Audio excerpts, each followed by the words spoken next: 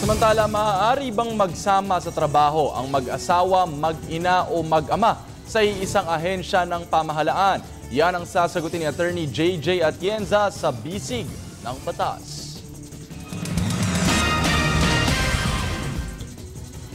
Ang nagpadala po ng email ay si Ricky Castro. Si Ricky ay isa daw dating empleyado sa isang sangay ng gobyerno. Kamakailan lamang daw ay nagkaroon ng tanggalan sa kanilang opisina at isa siya sa mga natanggal. Ang tanong ni Ricky ay kung dapat daw po bang magsama ang mag-asawa o mag-ama o di naman ay mag-ina sa iisang ahensya ng gobyerno. Ricky, sa Section 59 na Administrative Code of 1997, sinasabing may nepotismo kapag ang relasyon ng appointing power at appointee ay within the third civil degree of consanguinity or affinity.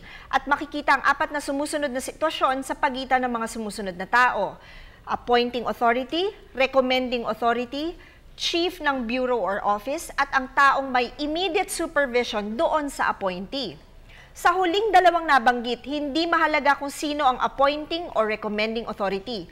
May violation ng batas kung ang appointment ng isang tao sa isang ahensya ng gobyerno ay namagitan sa magkarelasyon within the third degree of affinity or consanguinity. Tandaan ang aming opinyon ay limitado lamang sa mga impormasyong inyong ibinigay sa amin at maaari itong mag-iba, depende pa sa karagdagang detalye.